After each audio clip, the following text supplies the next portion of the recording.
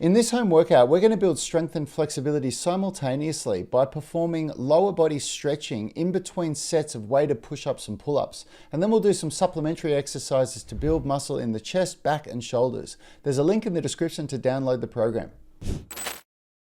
For the primary workout, we're doing 5 rounds of 8 weighted push-ups and 8 neutral grip pull-ups, paired with our main flexibility movements, the couch stretch and the loaded butterfly stretch. Set up the weighted push-up so you can get full range of motion without the weight interfering.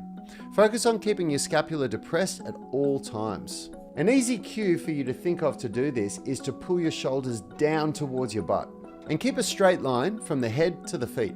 Allow the scapula to retract and protract during the movement to get full range of motion. For the pull-up, start from a dead hang and initiate by pulling the shoulders back and down and extending the shoulders a little. This brings the lats into the movement early and maximizes power. Now, if you can't do 8 reps of pull-ups for all 5 sets, I recommend doing hybrid sets or eccentric reps. The quality of your pull-ups matters. So performing 5 sets of low quality reps just won't produce the same results as regressing and focusing on a progression that you can really control. I'll link a video at the end of this that breaks down everything you need to know about going from 0 pull-ups to sets of 8 like I'm doing. Now, if you've got questions, hit me up in the comments, and there's also a link in the description of this so that you can download the program. Flexibility movements, we're doing 30-second holds, which gives us a nice amount of volume in one workout.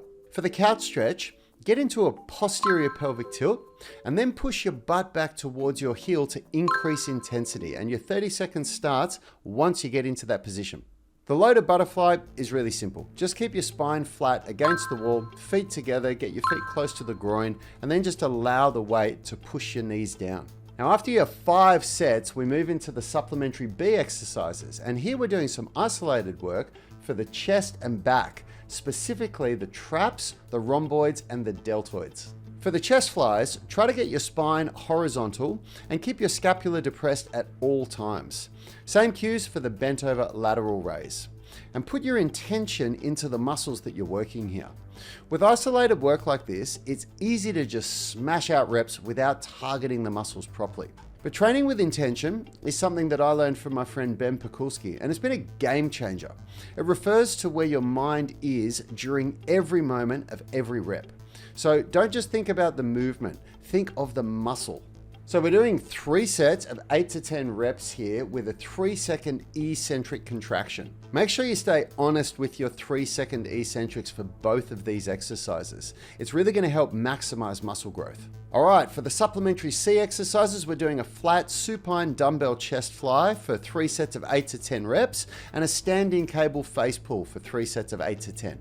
I like to use a D roller for chest flies because it allows full range of motion with the scapula. I'll put a link in the description where you can get those on Amazon.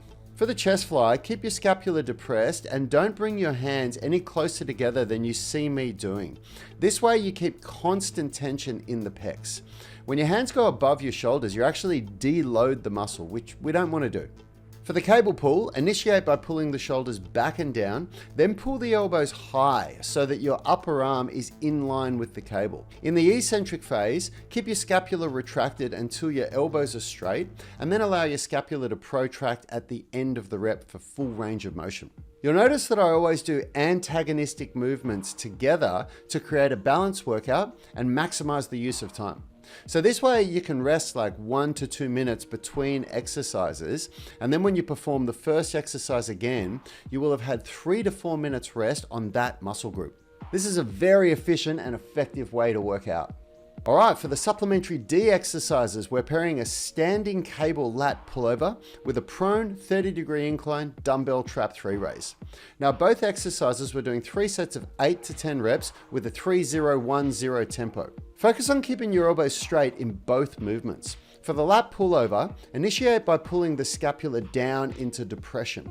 For the trap 3 raise, initiate by pulling the scapula back and down into retraction and depression. And then just make sure that you're always thinking of full range of motion, keeping those elbows straight, and a 3-second eccentric.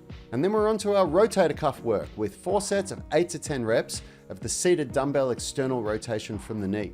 Just make sure you keep your scapula depressed at all times and isolate the movement to rotation of the humerus. Don't lift with your ego. For most people, 2 kilos or 4.5 pounds is more than enough to get started.